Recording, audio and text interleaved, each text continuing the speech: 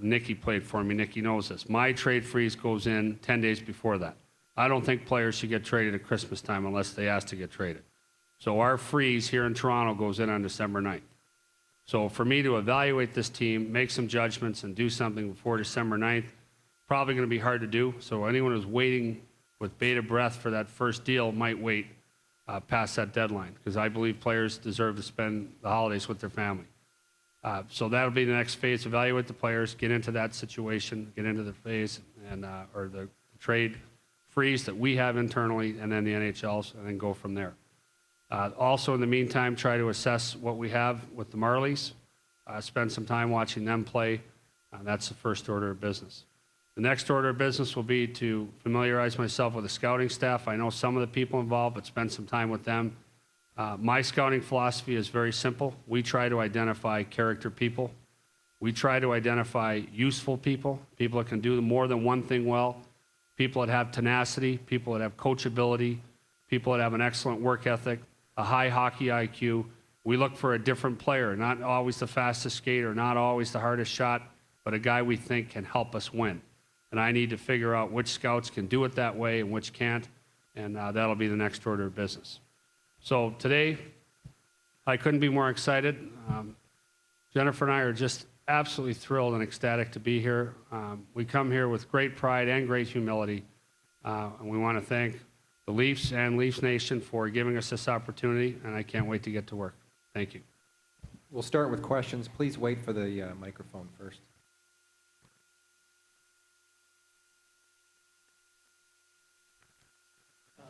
Brian, Steve Cooley to The Score.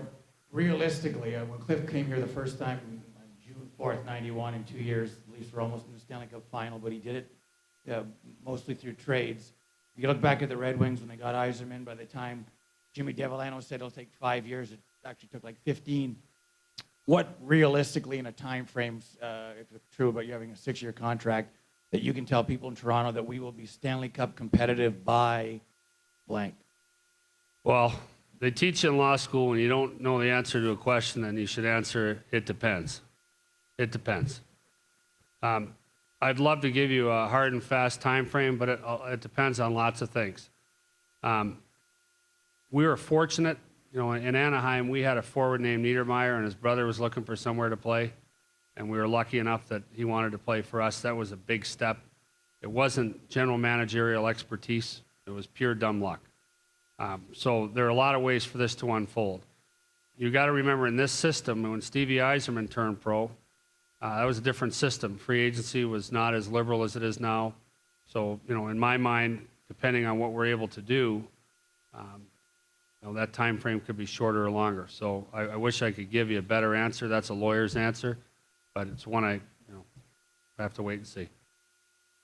Here. That was for a different team. What are your thoughts about him now, given his history here? Well, I think there's been a lot of criticism of Matt Sundin for not making up his mind and having very recent experience with players who had a hard time deciding whether they wanted to play or not. I think it's really unfounded and unfair. I think it's far more respectable and commendable for a player not to play than to come in and play half-assed and cash a big check. So I support the time frame he's picked. I don't think we profile as a team that he's going to sign with. If it was just for money, he's already turned down $20 million. You know, I think this guy's got $2 less than God already, and I don't think he needs the dough. So he's going to go somewhere where he thinks they have a chance to win based on my conversation with him. I don't think we profile as a team that he's going to sign with. Not yet.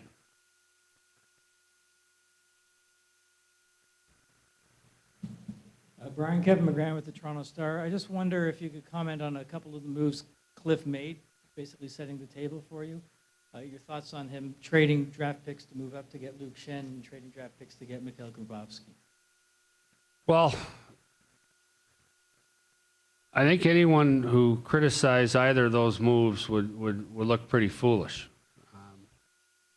Luke Schenn looks like the real deal to me.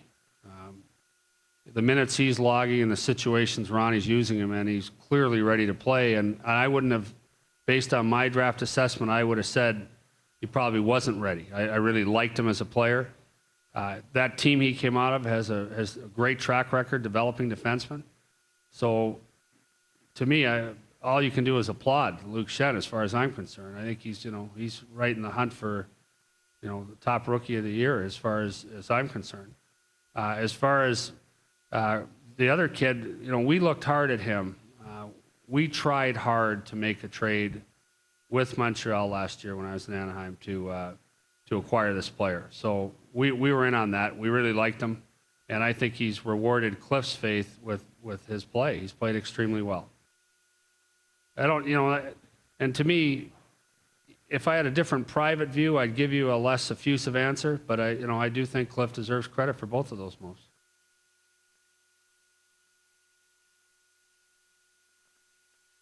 Next question. Good.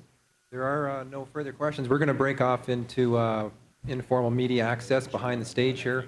Brian's got a couple of one-on-ones he's going to do here, but Gord and Richard will be available in behind the stage. Thanks.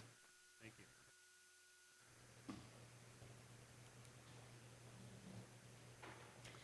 So a lot of people waiting for Brian Burke to talk, but suddenly nobody has questions for him. But I have some questions for you because one thing he did say, this is a dream come true for him. And what's noticeable is that this is the first time he is the general manager of an original six team, the Hartford Whalers, Vancouver Canucks, Anaheim Ducks. How special is it then to be part of a team that has as much tradition as it does? And of course, he says you've got to respect that and be careful too. And being a good Catholic boy, went to Providence College in Rhode Island. This is the Vatican of the hockey. And we talked about it prior to these gentlemen coming up on stage, Andy, and both he and Ron are hockey historians. Brian has a history degree, got a BA in history from Providence College prior to going off to get his law degree. So the significance of coming to a franchise as deep as Toronto is certainly very impressive for him and something not to be taken for granted. This is a job that has suddenly worked out well, and we better get ready because Brian Burke is starting to come here, and I'm going to get this microphone ready, but it's a big job, and certainly ready to take it is Brian Burke. Come on up, Brian. Come on up. We'll give you this. Paul Hendrick, nice to meet you. How are you? Andy Petrillo. Hello. We'll give you that to speak into. So you had your press conference there, and now you're going to have one right here on Leafs TV. But is there a sense of relief here to finally have this done and said, and now you can tell everyone, yes, I'm the general manager of the Toronto Maple Leafs? Yeah, so I can undo my tie. That'll be the Relax last time, a little bit on this show, it'll be yeah. the last time anyone sees me with my tie done up, probably anyhow. It is a great relief. We're very excited to be here, and this is one of the great jobs in hockey. It's one of the great destinations and franchises and pro sports in the world, and to get an opportunity to work here is just a dream come true. Now, I know you were just asked this question near the end, but if you were to look at certain things that Cliff Fletcher has done, the changes that he's made a lot in the offseason and even now in the regular season, would you look at those and say, yes, I like that? Well, I think the one you pick up, Grabowski, I think he's leading their team in scoring, and is certainly one of the top young players in the league. I think he's been exceptional, and Luke Schenn to me has been terrific, absolutely terrific. So I support both moves for sure, and Cliff's. He's been a friend of mine for years and years, and I think he served this franchise very well. MLSE has made it known from the start that nothing's going to happen overnight, and we do see Ron Wilson 4 years, yourself 6 years. So what do you see perhaps happening in the first year? Where do you want to see this team in 6 years? Well, my teams play with a little bit more snarl maybe than this team does, and I like teams that either have the puck or are an aggressive and determined pursuit of the puck. I like physical play. I like teams that initiate physical challenges and don't just respond to them. So we're going to have to look at that change. And I think, especially if you're bringing along a player like Luke Schenn, he's had to answer a couple challenges that I don't think he should have to answer. I think we should have someone else do that. So we'll look at that first off. But again, as I said in the press conference, I have a different Christmas trade deadline than most GMs do. I don't believe our players should get traded at Christmas time. I think the holidays are special for families. The NHL deadline kicks in on December 19th. My deadline kicks in 10 days earlier. So for me to assess this team and make major changes before December 9th, I think that's unlikely. So All right, I well, don't want our fans sitting there waiting for the phone to ring. So well, congratulations on the job and good luck with all the work that's ahead of you. thank you. All right, so Brian Burke, the new president and general manager of your Toronto Maple Leafs, and the Leafs action Philadelphia tonight. But the next game on Leafs TV in HD will be against the Los Angeles Kings, 10:30 p.m. The pregame show will go 10 p.m. right here. We've got more coming up after the break, so don't go anywhere.